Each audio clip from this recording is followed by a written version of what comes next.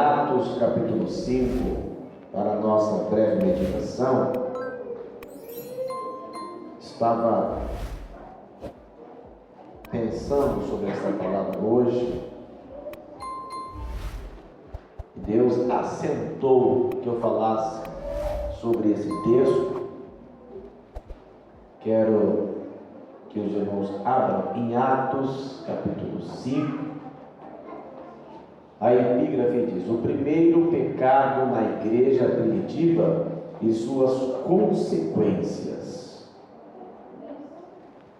Veja o que está escrito: certo homem chamado Ananias, com Safira, sua mulher, vendeu uma propriedade e, em comum acordo com sua mulher, reteve parte do valor. Depois ele levou a outra parte e depositou aos pés dos apóstolos. Então Pedro disse: Ananias, por que Satanás encheu teu coração para que mentisses ao Espírito Santo e retivesse parte do valor da herdade? Antes de vendê-la, ela não te pertencia, e depois de vendida, o dinheiro não estava em teu poder? Por que formaste este desígnio em teu coração? Não mentiste ao homem, mas a Deus. Ananias, ouvindo estas palavras, caiu e expirou. E um grande temor veio sobre todos os que isto ouviram. Levantando-se os jovens, cobriram o morto e, transportando-o para fora, o sepultaram. Decorrido um período de quase 3 horas, entrou também sua mulher, não sabendo o que havia acontecido. Pedro disse: dize-me, vendeste por quanto aquela herdade? Ela respondeu: sim, portanto. Pedro, porém, lhe disse: por que entre vós concordaste em tentar o Espírito do Senhor? Eis que a porta aos pés dos que sepultaram teu marido, e eles também te levarão. Então, instantaneamente, ela caiu aos seus pés e expirou. E entrando os jovens, acharam-na morta e a sepultaram junto com o marido. Sobreveio um grande temor a toda a igreja e todos os que ouviram estas coisas. Aqui encerra a história que pretende narrar o capítulo 5 de Atos. Toda a história bíblica, ela precisa ser didática. Na verdade, ela é didática. Toda pregação precisa ser didática. O que é uma pregação didática? É uma pregação que traz o ensinamento. Nós precisamos aprender alguma coisa com as histórias bíblicas. Inclusive, eu tenho um canal no YouTube com esse tema: histórias da Bíblia no contexto da vida. Qual que é o objetivo? Trazer as histórias da Bíblia e aplicar os princípios práticos no dia a dia.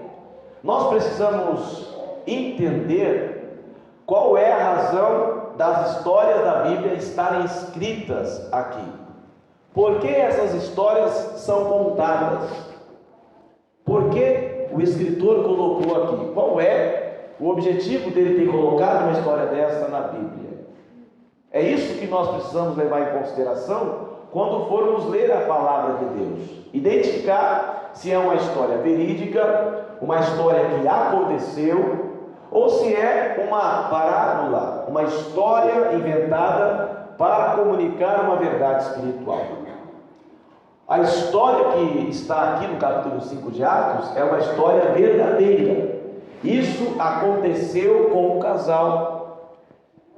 E eu quero trazer aqui para os irmãos esta palavra, lembrando que esse fato aconteceu depois da ressurreição de Cristo e depois da ascensão de Cristo. Depois que ele ressuscitou, ele passou 40 dias sobre a terra, e depois de 40 dias ele ascendeu-se ao céu, ele foi para o céu.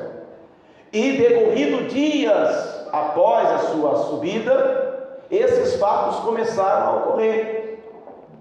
Pedro, ele trouxe uma pregação para as pessoas, depois que Cristo subiu, e uma pregação de Pedro, quase 3.000 almas se rendeu a Cristo. a igreja começou a crescer, os irmãos ficaram tão envolvidos com a graça de Deus, que eles não tinham apegos a nada que fosse material. Eles entraram numa dimensão de graça, que venderam as suas propriedades e levavam todo o dinheiro aos pés dos apóstolos, para que os apóstolos distribuíssem esses bens para os pobres, de modo que ninguém tivesse falta de nada. Foi uma ação dos irmãos primitivos de acabar com a pobreza. Eles estavam em busca de uma igualdade social. A ideia de vender tudo que eles tinham era suprir a necessidade dos outros. Eles tinham com certeza na mente deles que o arrebatamento da igreja já se daria naquele tempo, porque quando Cristo subiu, apareceu 2 varões de branco e disse para as pessoas: do mesmo modo que o viste subir, ele vai voltar. E isso se espalhou. Olha, Jesus disse que vai voltar, só que ele não falou quando. Então, para as pessoas da época que ouviram essa mensagem que Cristo voltaria, eles acreditavam que poderia ser já naquele tempo, pouco tempo depois. Então pensaram eles: para que eu preciso de tantos bens, tantas coisas? Vamos vender, vamos levar aos apóstolos, e ele vai distribuir para todos os pobres, e assim todos vão ter uma vida igual.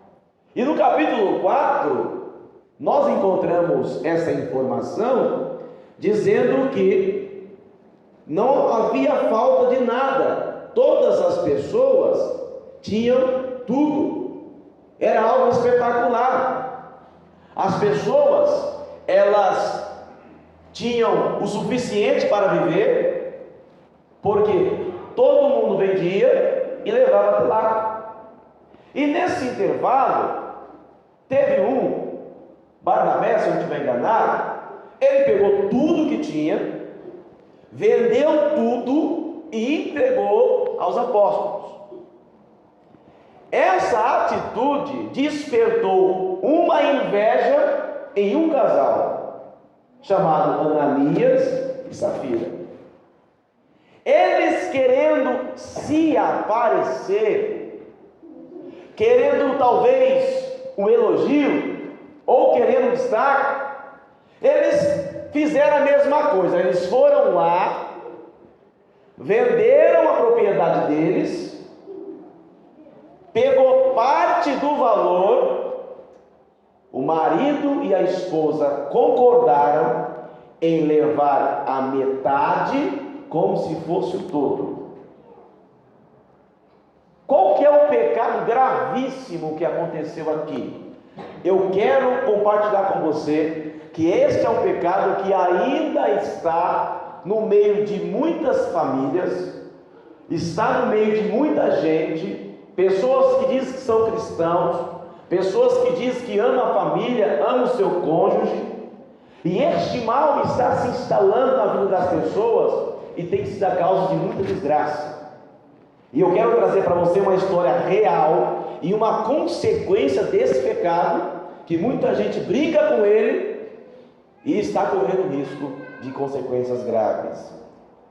Qual é o pecado que nós encontramos aqui? Eu quero falar sobre a mentira. Gente, a mentira é algo gravíssimo. A pessoa, se ela tivesse noção do quão grave é a mentira, ela pensaria mais de uma vez para mentir. A Bíblia, ela tem assunto para tudo. Ela fala sobre qualquer assunto. E toda vez que nós formos trazer uma palavra, principalmente aqui na igreja, há um respeito muito grande pelas pessoas que vêm aqui, nós não podemos expor a nossa opinião. Aqui a gente não prega aquilo que nós pensamos. Nós precisamos trazer à luz a palavra. É ela que nos ensina, é a palavra que nos dirige. Por isso que eu estou usando esse capítulo aqui, que qualquer um dos senhores podem ler, e vai identificar que tudo que eu falar é exatamente o que o texto está dizendo. Este casal, eles venderam uma propriedade. Bom, qual que era a intenção de vender? Levar os apóstolos para que os apóstolos distribuíssem para os pobres. A intenção é boa, acabar com a pobreza. Mas a motivação do coração do casal era uma motivação negativa. Não era uma motivação boa.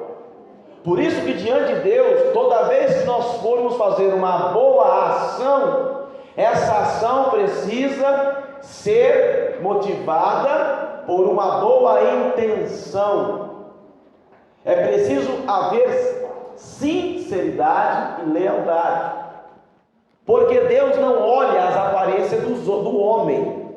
Em 1 Samuel capítulo 16, Deus fala para Samuel ir à casa de Jessé para ungir um dos filhos de Jessé a rei. Quando Samuel chega na casa de Jessé, o primeiro que é apresentado para ele, o filho mais velho de Jessé, que chama Eliabe, quando Eliabe aparece na porta, Samuel se encanta com a aparência do homem e pega o óleo e vai ungir Eliabe como rei. Naquele momento Deus diz: não faça isso, Samuel, porque não é esse que eu escolhi. E Deus fala para Samuel assim: você vê como homem, você vê a aparência do homem, eu vejo o coração. Deus não enxerga a aparência, Deus enxerga o coração. Tudo que nós formos fazer precisa ter uma motivação positiva e precisa estar no coração. Do contrário, não há uma aceitação. Lá no capítulo 4 de Gênesis, quando Caim e Abel vão oferecer uma oferta a Deus, Deus atenta para a oferta de Abel e não aceita de Caim. E por quê? Está claro no texto? Porque a motivação de Caim era negativa. Deus olha para o coração das pessoas. A motivação de Ananias e Safira era a motivação errada, embora tivesse uma boa intenção de vender a propriedade, mas o que motivou eles a fazerem isso era uma motivação negativa. Eles venderam e pegaram parte e levaram para os apóstolos. Primeiro, eles eram proprietários, eles eram donos da propriedade. Se não quisesse vender, não precisava, porque ninguém era obrigado a vender nada. E se eles vendessem, eles tinham dinheiro, era deles o dinheiro, eles não eram obrigados a levar o dinheiro. Mas eles usaram essa situação e tentaram fazer algo gravíssimo. E que algo gravíssimo foi esse? Quando eles chegam até os apóstolos, eles dizem: aqui está o dinheiro da propriedade que nós vendemos. O apóstolo olha para ele e diz: você vendeu por esse valor? Ele diz: sim. Irmãos, o Espírito de Deus naquele momento falou com Pedro, dizendo: Pedro, Ananias está mentindo. Ananias está mentindo para você. Então Pedro olha para Ananias e diz: Ananias, por que você deixou Satanás entrar no seu coração? Pedro já identificou que Ananias estava sob uma influência de Satanás, como está escrito no versículo 3. Então Pedro diz: Ananias, por que Satanás encheu teu coração para que mentisse ao Espírito Santo? Bem, ele está dizendo que quem encheu o coração de Ananias e o incentivou à mentira foi Satanás. Ponha por gentileza na tela João 8:44. Quando nós entramos pelo caminho da mentira, nós estamos fazendo o jogo de Satanás. O cristão que quer vencer na vida, que quer ter uma família feliz, um relacionamento feliz, ele não pode fazer o jogo do diabo. Você precisa jogar no time de Deus, e no time de Deus só se joga com a verdade. A palavra de Deus confronta a gente. Vós tende por pai ao diabo, e quereis satisfazer os desejos de vosso pai. Ele foi homicida desde o princípio, e não se firmou na verdade, porque não há verdade nele. Quando ele profere mentira, fala do que lhe é próprio, porque é mentiroso e pai da mentira. De acordo com esse texto, o pai da mentira é a única paternidade que a Bíblia atribui ao diabo. A paternidade que é atribuída ao diabo é chamado de pai da mentira. Quem é o pai? O pai é o que gera. Então a mentira, ela não é gerada por Deus, porque a Bíblia, ela nos diz no livro de Hebreus que Deus é impossível mentir. Deus não pode mentir. Deus não mente.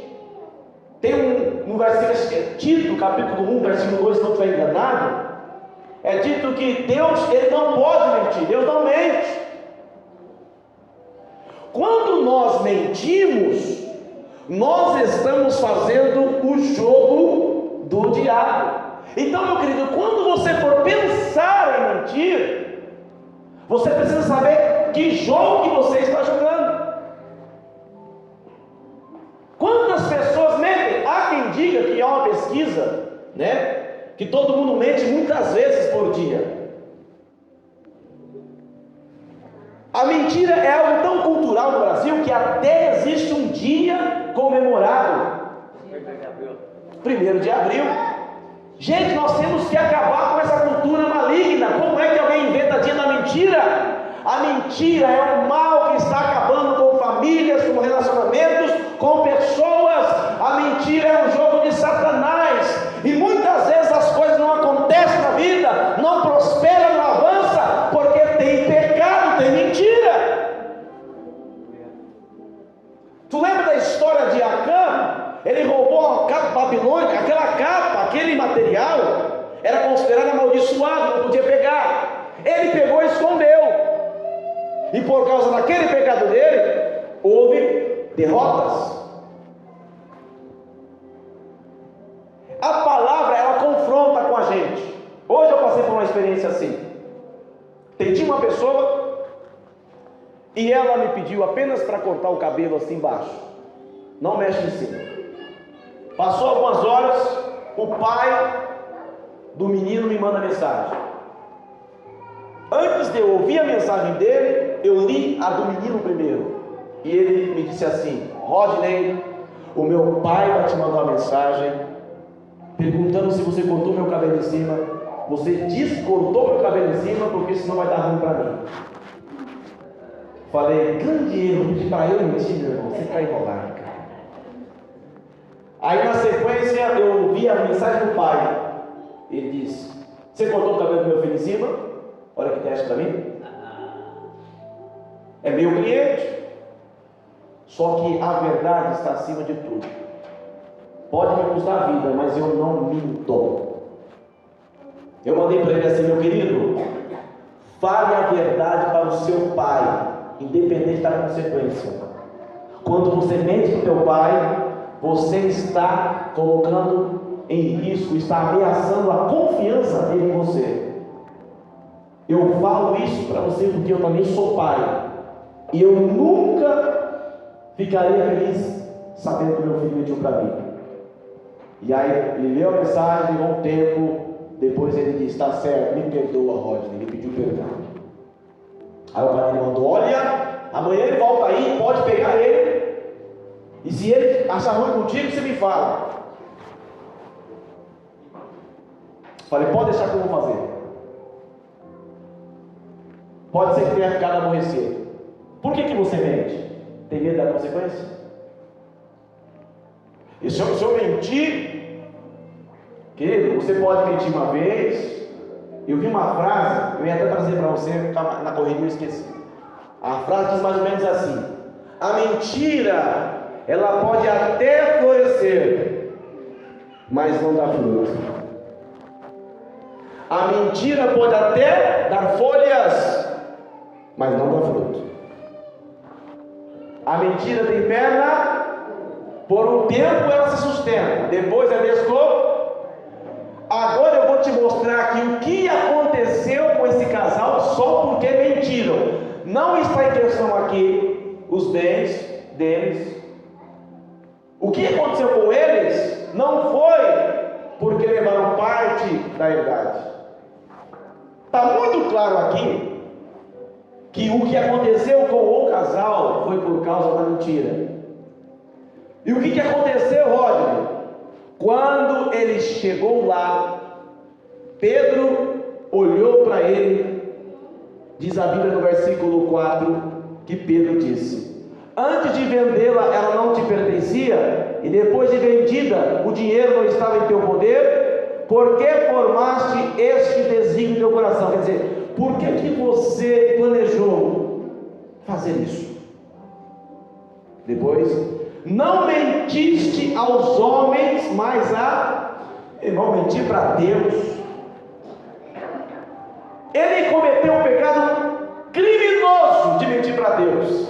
E o que aconteceu com ele? Está aí na sua Bíblia, pode ler, versículo 5. Ananias, ouvindo estas palavras, caiu e expirou, e um grande temor veio sobre todos os que isto ouviram. Ele morreu na hora. Mas ele morreu por quê? Porque mentiu. Alguém perdeu a vida, literalmente, caiu morto. Está aqui na Bíblia, não estou inventando. Alguém morreu fisicamente por causa da... Deus encara a mentira como algo sério. Por quê? Porque Deus tem negócio com mentira, Deus tem negócio com a verdade. Então, se alguém quer viver bem na terra, tem que largar a mão da mentira. Porque se continuar com esse comportamento mentiroso, vai estar associado ao diabo, que é o pai da mentira, e vai estar em más lençóis em relação a Deus. Porque Deus não apoia e não aprova a mentira. Houve temor. Depois de umas quase 3 horas, tem outro problema. O primeiro é quando você mente, e o segundo é quando alguém concorda com a mentira. A coberta. Se alguém tentar falar para mim, fala isso para mim, mente, eu já vou com tudo e falo o seguinte, meu querido: tu tem que ser homem ou mulher para assumir as suas responsabilidades. Não vem pedir para mentir que eu não vou mentir, não. Isso é grave, isso vai dar problema. Coloca a confiança em xeque. Quando chega a mulher dele, Pedro dá a chance para ela de se arrepender e de se retratar. Porque quando ela chega, Pedro poderia rapidamente falar assim: tu está morto também, sua mentirosa. Mas Pedro deu a ela uma chance. Quando ela chega, decorrido um período de quase 3 horas, entrou também sua mulher, não sabendo o que havia acontecido. Ela nem sabia que o marido dela tinha sido sepultado. Quando ela chega, Pedro diz-me, versículo 8: diz-me, vendeste portanto aquela herdade? Ela respondeu: sim, que ela nem sabia o que estava acontecendo. Aquele valor o marido tinha dito. Então Pedro perguntou para ela: vendeste portanto? Isto é, o que o seu marido falou é mesmo aquele valor que vocês venderam? Ela: sim. Versículo 9. Então Pedro lhe disse: por que é que entre vós vos concertaste para tentar o Espírito do Senhor? Eis aí a porta dos pés dos que sepultaram teu marido e também te levarão a ti. Versículo 10. E logo caiu aos seus pés e expirou. E entrando os moços, acharam-na morta e levando-a para fora, sepultaram junto do seu marido. Morreu os dois. Mas por que morreram? Tem nada a ver com propriedade, nada a ver com valor. Tem a ver com a mentira. Pecado gravíssimo. Deus, Ele está nos ensinando, gente. É tão grave esse negócio que na cultura brasileira, como eu disse, já tem o dia da mentira. Começa com as mentirinhas em casa. Meu filho tem aquelas brincadeiras de vez em quando, começa a fazer as mentirinhas. Que negócio é esse? Ele fala: pai, é brincadeira. Eu falei: com mentira não se brinca. Não tem brincadeira com mentira. Porque tem coisas que começam na brincadeira.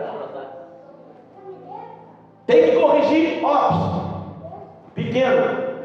Se deixar brotar, você vai ver o que vai acontecer. Irmãos, quantas vezes o casal quebra o pau em casa por causa da mentira?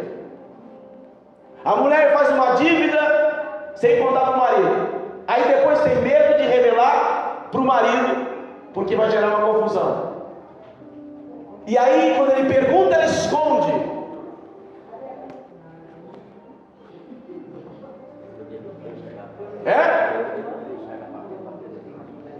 Poderia chegar e explicar.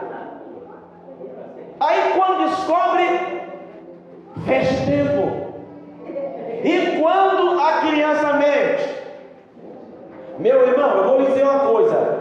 Como eu falei, a mentira tem perna curta, tá? Não adianta querer enganar ninguém, porque mais cedo ou mais tarde vai ser descoberto. Se a mulher passa o cartão, fala: vou gastar 100, ela usou 150.